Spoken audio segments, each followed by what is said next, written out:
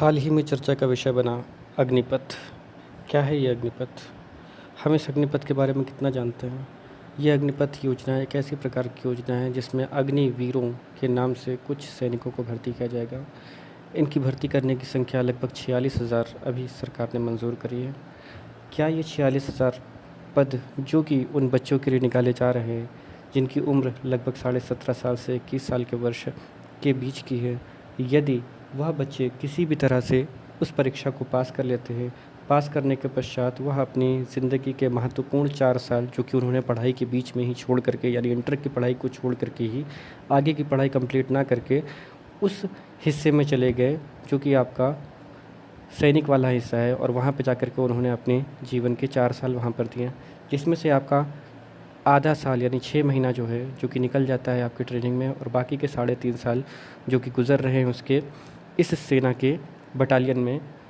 एक चीज़ मुझे समझ नहीं आती है कि अगर ऐसा होता है, कोई एक बच्चा जो कि अपने जीवन के इतने साल वहाँ पे लगा देता है जो कि उसके उस महत्वपूर्ण वर्ष थे, क्या वह बच्चा 4 साल बाद में अगर वो नौकरी छोड़ता है या नौकरी छोड़ दी जाती है, छुड़वा दी जाती है, तो क्या वह बच्चा किसी तरह से कहीं ऐसा तो नहीं हो सकता कि वो किसी आतंकवादी संगठन से मिल जाए या किसी गलत भ्रांतियों में चला जाए या किसी से गलत तरह से बात करे?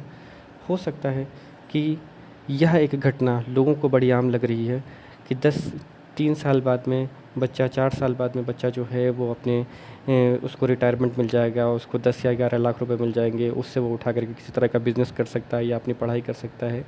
समझने वाली बात है, आज इस समय जब घूस का लेवल, जो अभी घूस का लेवल है वो 8 लाख रुपए, 10 लाख रुपए और 15 लाख रुपए है आपके 4th क्लास की जॉब के लिए। किसी भी धंधे को जमाने के लिए आज कम से कम 5 से 10 लाख रुपए चाहिए, तो आगे आने वाले 4 या 5 साल बाद 10 लाख रुपए की क्या औकात रहेगी, आप मुझे इतना बताएं। दूसरी चीज़ कि अगर मान लीजिए कि उस बंदे ने किसी तरह से घूस दे करके जॉब कर ली, तो क्या उसका उस जॉब में मन लगेगा जो उसने वहाँ पर सैनिक की ट्रेनिंग ली? कहीं वह इसी के माध्यम से किसी गलत डायरेक्शन में ना चला जाए और उससे देश का नुकसान हो, जो हम अभी तक उसको फ़ायदे के तौर पे सोच रहे थे। रही बात बाकी सारे देशों की, कि जो देश इज़राइल हो गया, नॉर्थ कोरिया, साउथ कोरिया या चीन, जो कि अपने बच्चों को इस तरह की ट्रेनिंग देते हैं जैसे कि 2 साल या 1 साल के लिए उनको सैनिक की ट्रेनिंग देना वहाँ पे अनिवार्य है। समझने वाली बात है कि वह देश जो है वो पूरी तरह से विकसित देश हो चुके हैं।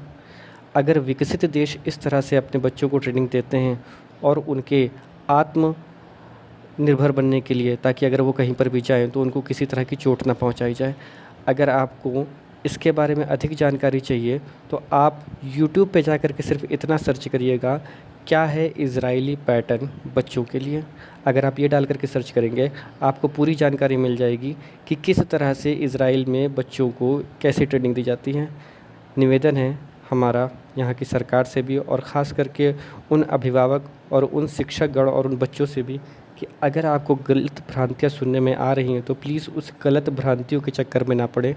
आप अपने दिमाग का स्वयं उपयोग करें। आप खुद समझें कि आप अगर इंटर तक आपने पढ़ाई करी और अभी आप इंटर पढ़ाई करने के बाद में आपने एक डॉक्टर वाले सेक्शन पे गए, अगर आप डॉक्टर बनने के लिए आपने 4 साल वहाँ पे लगाए, 4 साल में आप लगभग डॉक्टर बन चुके हैं, कुछ आपको ज्ञान हो चुका है, और उस 4 साल बाद में आपसे कहा जाए कि ऐसा है बस आपकी सेवा समाप्त कर दी जा रही है, ये लीजिए आपके पेंशन के पैसे और आपकी सेवा आज से समाप्त। अब वो बच्चा जो कि 4 साल के लिए डॉक्टर था, क्या अब वह किसी और दूसरे काम को करने में समर्थ होगा? क्यों? क्योंकि उसने बाकी अपना समय तो कहाँ पे व्यतीत किया हुआ है, उस जगह पे, यानी डॉक्टरी के पेशे में। क्या वो अब किसी जगह पे क्लर्क बनेगा या चौकीदार बनेगा, या फिर बनेगा किसी कॉल सेंटर में वक्ता? समझने वाली बात सिर्फ इतनी है कि अगर हमारी नीतियाँ गलत हैं तो हमको गलत का समर्थन नहीं करना है, हमको समर्थन उस अच्छी चीज़ का करना है जिससे कि भारत का विकास हो, जिससे कि भारत जो है वो अच्छी जगह पर पहुँचे।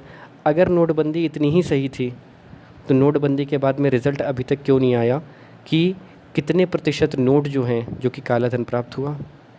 अगर किसान बिल इतना अच्छा था तो किसान बिल क्यों वापस हो गया?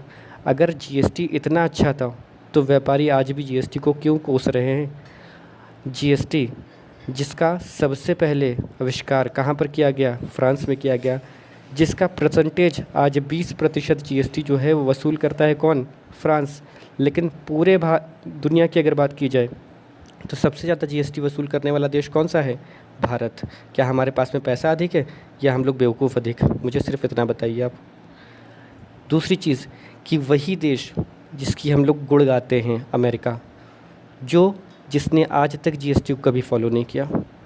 फ्रांस, सिंगापुर, यहाँ तक कि आपका ऑस्ट्रेलिया, जिनमें जीएसटी का कैलकुलेशन हमेशा कम रहा है। क्या हम उस विकसित देश की तरह जाना चाहते हैं या हमको जाना है पाकिस्तान की तरह, जो खुद इतना छोटा सा है,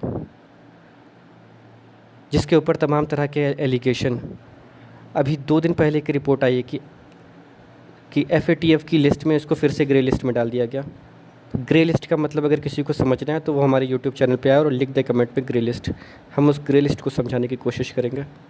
वीडियो अच्छी लगे हो तो प्लीज़ लाइक और सब्सक्राइब ज़रूर करें।